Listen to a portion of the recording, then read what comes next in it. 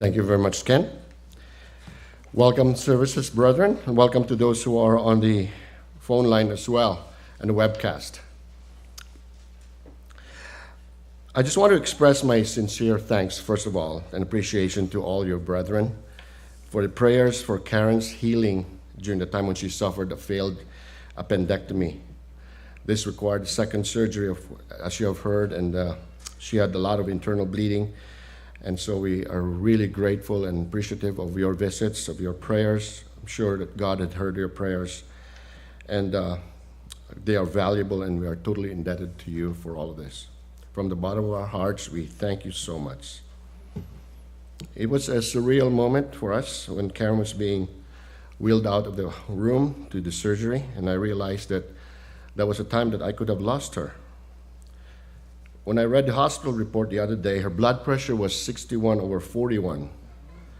And from what the doctor has told us later on, that when he first saw Karen with her extremely low blood pressure, he didn't have any more time to lose. He had to cut her up and right immediately find the source of the bleeding. And thankfully, he was able to find it. I couldn't be next to her in the operating room because we had our two children fast asleep in the room. And I couldn't leave them and to be with Karen. It was really hard for me.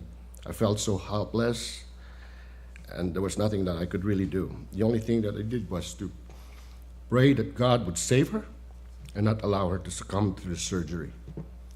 My thoughts were with our children, how I'm going to take care of them, and if it happens to my wife, how I will be able to raise our children by myself. How will I handle this work and take care of them at the same time? So my mind was flooded with the thoughts of desperation and the prospect of losing, but there was no one else that I could help but God. I realized at the time that whatever happened, God was in control of this situation. There was nothing else that I could do except to accept the outcome of His will. Whatever that was, be it good or painful, whatever He wills, He will make it happen, and He's in control. He is not beholden to me to make things easy or hard for me, but that was the reality that I was facing in the moment. I was facing God at the most challenging time of my life. So this afternoon, brethren, I'd like to talk about God's sovereignty and what our response should be when we face those extreme trials. First of all, God is sovereign. He is supreme over in everything, and He does things according to His will. He doesn't answer to anybody or explain to anyone why and how He does things. What does sovereign mean? Sovereign means supreme, possessing the supreme and ultimate power. And it boils down really to say God is in control over everything when it comes to sovereignty. There's nothing in the universe that happens that God doesn't control, influence, or authorize. That includes everything that happens to me in my life, in your life, because God is in control of our lives, and whatever happens in them, be it good or bad, painful or pain-free, God controls and allows them to occur. There are questions of what this and what if they're to occur, to happen. He allows them. There's no happenstance to God. So when things happen to us, He allows or controls them for a purpose. In Proverbs it says time and chance happens to everyone. Yes, those time and chance occurrences are allowed and approved by God, and so that He could see how we react to those circumstances. Whatever events or circumstance we go through, the goal that God has for us is to establish an explicit trust in Him, whether the outcome of that event is favorable or unfavorable. Let's turn to Hebrews 10, verse 38. Let me frame my sermonette here on this very scripture. It says, "The just shall live by faith, but if any man draws back, my soul shall have no pleasure in him." God is saying here that in order to please Him, we have to trust Him, to live in faith. We need to come to the realization that no matter what the condition we find ourselves that we will surrender our complete trust in Him, little things or in big things. So there are only two options of our responses to Him. The first option is we accept and submit our will to His sovereignty, develop this trusting relationship, and ultimately become part of His family. And this is what we call accepting that God is sovereign over us. The second option is we do not accept or submit to that authority.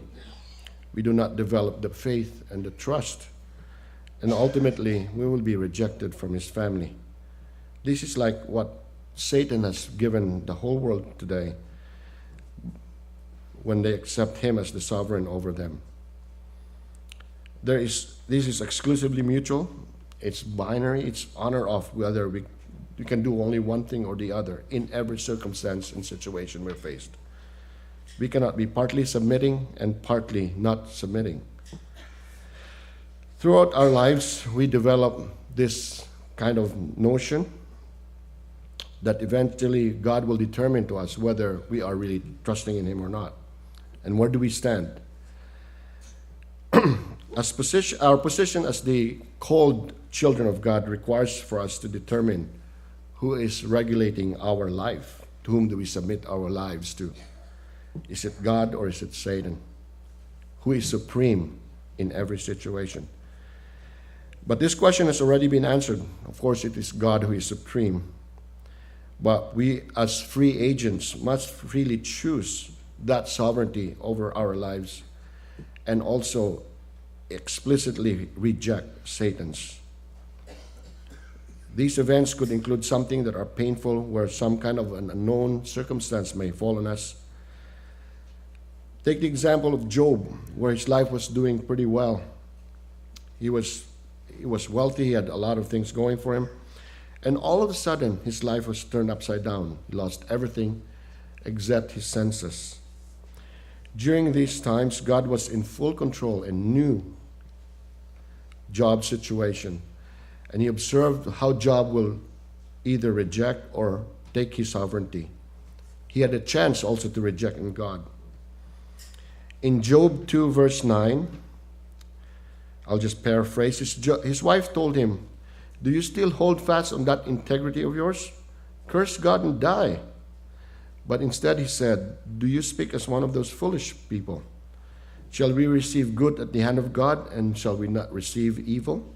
In all of this, Job did not sin with his lips. So in the end of his suffering, after Job learned his smallness, his minuteness in stature compared to God, God restored him his health and blessed him even more.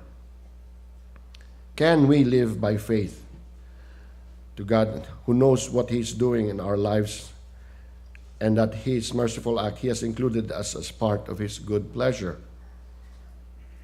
In Luke 12, verse 32, Jesus says, "Fear not, little flock, for it is your Father's good pleasure to give you the kingdom." God has the best interest at heart when He allows us to go through suffering. Because we learned through human history that the most effective way that human beings can learn its lessons is through suffering, which is why He allows pain and suffering to touch us. Even God suffered when Jesus Christ died. God wants to test us so He would know if there are circumstances wherein we will betray or rebel against Him and His sovereignty. Let's read in 1 Corinthians 10, verse 13. I'll paraphrase again. "There's no temptation that has taken you such as is common to man, but God is faithful, who will not allow you to be tempted above what you are able, but will with the temptation also make a way to escape, that you may be able to bear it. He tempers these trials so that we won't be tried beyond our ability, to the point that we will be so discouraged and so dejected that we will totally abandon our relationship with Him. That would be contrary to His goals to bring sons to glory, wouldn't it? So we must believe that trust God that He dishes out to us whatever trials that are tailor-fitted just for us. If life were just peaches and cream, there would be no trials or sufferings. How would God prove that we'll submit to his sovereignty? The turning of the angels against God proved this out. They lived a very fulfilled life, but with everything going well for them, some of them still turned against God. When I was younger, I was fearful that when a bad event happened to someone I considered as a good person, that I'd also suffer the same fate.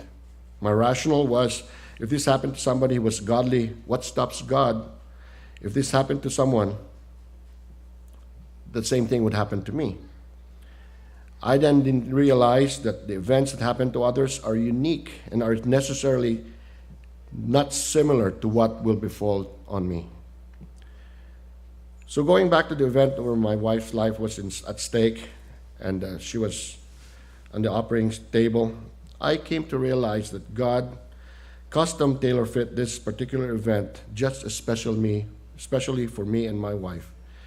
I know that this may be totally different what others have gone through or will go through, whether they had bad or better experiences, but that was mine. And I had to accept God as sovereign, and he designed these trials uniquely and especially for me. That I need to remember always that he loves me, and his only reason why he subjects me to these trials is sublime. He wants to find out if I will continue to pursue and submit his sovereignty, his authority and control of my life. He is not malicious to just trip me up just because it sounds funny to him. He is serious about this. So God is sovereign. We can only glimpse on his greatness, his power, his glory, his majesty, his rulership, his headship and strength. How puny we are in comparison to him. We are nothing. Compared to his, our days are but a shadow. As in Psalms 115, verse 3 asserts, our God is in heaven. He does whatever he pleases. God is sovereign ruler of all he has created. He reveals himself to his word as supreme in every aspect of our life. He is the Most High. To say that God is sovereign is to declare that he is the Almighty, the possessor of all power in heaven. None can defeat his counsels or thwart his purposes or resist his will. He will implement whatever he purposes. So, brethren, when we undergo trials, let us remember that God is sovereign. He knows what we're going through and is in full control over what's happening to our lives. He allowed this for me to go through for a good reason, whether by design or happenstance. But let us submit to his sovereignty and fully accept his will. And in this way, we recognize that he is sovereign, and this is the living faith which pleases God.